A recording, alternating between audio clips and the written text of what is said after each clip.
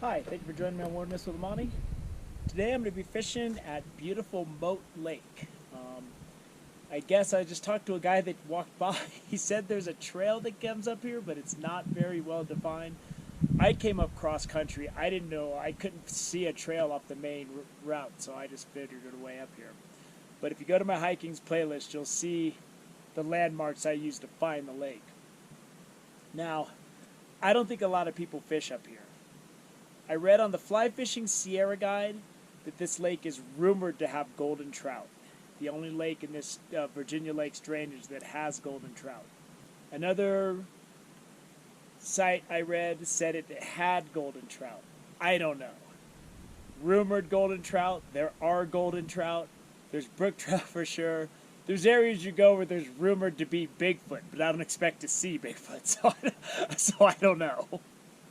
When you come to a situation like this where you have a lake that's not really fished, it could be one of a couple of things. Two of the main things are either the fish are afraid of nothing that's artificial, or they're afraid of everything that's artificial. So I'm starting out, I put a light jig on my spinning rod,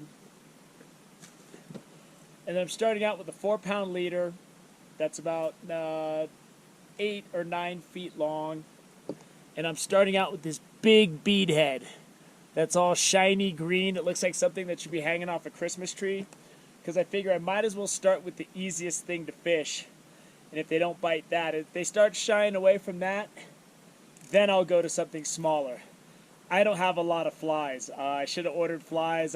Sometimes the ordering doesn't get done, and I've ordered these flies on Amazon and they keep saying they got delivered and they're not delivered, so I'm fishing with what I got today. I'm gonna start out with my fly rod. I've seen some fish jump. I saw a couple good size brookies, I think they are, close to shore. But I want to see if there's goldens in here. So today we're searching for gold, and that's why I have my jig set up too. I'm gonna use everything I have to see if I can see what's in this lake. The Fly Fishing Sierra site's pretty reliable. I've never seen them say that there's rumored to be a fish somewhere. They either say they're in there or they're not. So we'll see if the rumors are true. Whatever the fish are that I'm seeing out here, I'm seeing some decent sized fish. So I'm hoping this works out. Once again, the fly got really big, but it sinks fast, and that's what I want. It really drops off out there. But whether or not these fish are going to fall for that kind of ham-handedness is something that's going to have to remain to be seen. But I got smaller stuff if it comes down to it.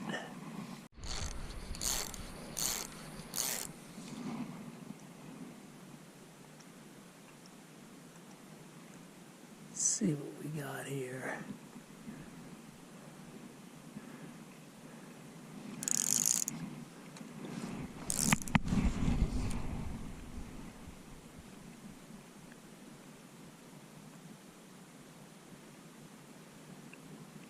One just jumped. I didn't even see him. Yeah, they look really weary of my nymph. I've gone to these little tiny pheasant tails. There's some real nice brookies in here. But they're like scared of everything I have. Like they're not even looking at it. They're swimming right by it and just ignoring me. So I might have to go to drastic measures, I don't know. And I've been fishing over an hour and I'm not getting anything. Nothing's even looking. Like I'm seeing some nice fish. Like there's some really nice brookies in here, but they are just not interested in what I'm offering. Finally hooked something. These fish are really spooky and they are not coming easy today. But they're really nice brookies, man. He's good size. Look at that thing, man. Woo! So what's going on with that is they're shying away from everything I'm throwing. So I put this big red bead head on and I just threw it out and I just fast stripped it and he came up and nailed it. and I fished it more like a lure than anything. So I've been fishing for about an hour and a half, and they shy away from my jigs. They've been shying away from everything I'm throwing out till I put on that big loud nymph, and I just had to hard strip that thing and just get them to bite on reflex, like they had to make a quick move. But I'm seeing a lot of fish are just swimming by and they're not even paying attention to it. So I don't know, I'm gonna have to try something else, because I just threw that same fly in front of another fish and he just swam away and laughed at me. They don't want the big stuff, they don't want the small stuff. They're just, I mean, they won't even turn and look. They want nothing to do with me. I was like, okay. I mean, maybe it'll switch, you never know. Like sometimes it just turns on, I don't know. But so far I'm not having any luck.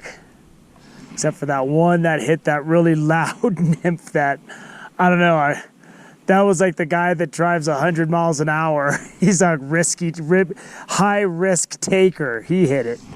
That was it. Finally, God, I am struggling, but the brookies in here are worth it. They're worth the wait. They're good sized fish, man. As far as brook trout fishing goes, this is the bee's knees, as they used to say in the olden days. Ooh, there he goes. He's running. He's running. Let's see if we can get him in the net. Ah! Oh, got him. These are real nice brookies. Look at that. And I've seen some bigger than this swimming around. These are legit. I've only gotten two. But hey, I just, they're not hitting my stuff today at all. And and I missed one on a jig. I got him to hit a jig, but that's a little fly I caught him on. And, you know, it's sometimes the fishing's not always smoking hot. But I'll tell you what, if I got to work for some nicer brookies like that, to me it's worth it. And what I did with that guy is I just, right when he was swimming by, I drug it by his face. But I've seen some real nice ones in here. Oh, he hit it. He went for it.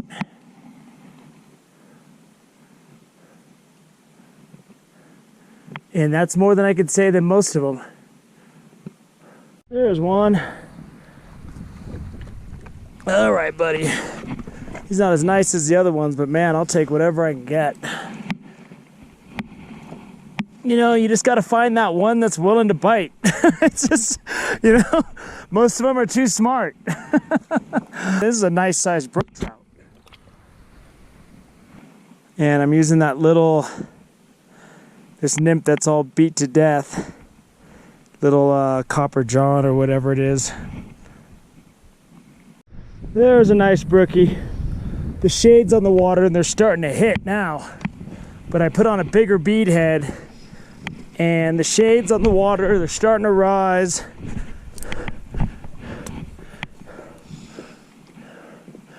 And this is a nice guy. Let's see if I can get him in. Ah! That's a nice brookie right there, boy. That is a really good fish right there for brook trout. I mean, that is a beauty. Oh, this lake is gold. Whew, there he goes. He took off. I'm letting it sink and then I'm just stripping it. And right when I stripped it, that guy came up and just whacked it. And that was one of those things where, man, when I saw him come up out of the depths, I was just like, that thing, I gotta set the hook on that fish, man. But now I got the shade coming, so I'm kind of working that shade line, and then I'm gonna work it over. Because I got these stark peaks above. That looks really cool, huh? Look at that. I mean, I've just been up here by myself all day. There was one guy that came up with his dog, and he was just kind of hanging out. Other than that, this has been my lake. It's tough today. You know, I've had to really work for my fish today. But if I'm gonna catch brookies like that, hey, if I caught just that one fish, today would have been great. They're starting to hit now, man. The shade's coming on the water. And you know, when you're day hiking like this, you don't always get to get that prime fishing time in. Oh, he's a nice one. The big boys are starting to come out. Look at that. That is a beautiful brook trout.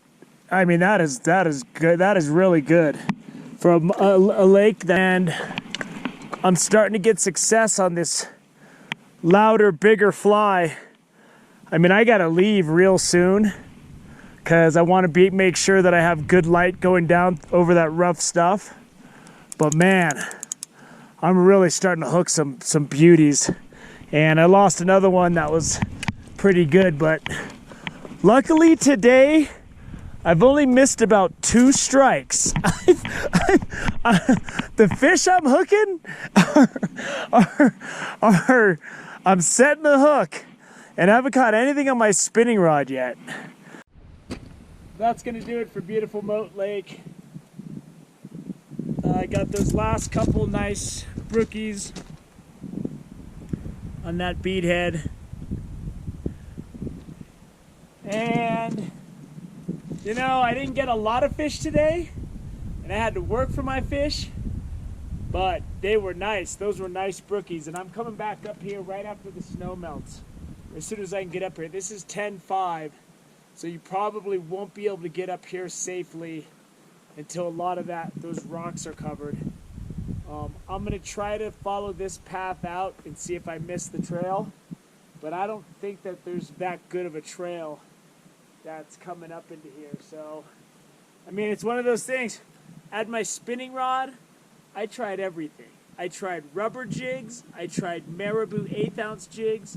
I tried 1 ounce marabou jigs. I tried a Rapala. I tried a little Cleo spoon.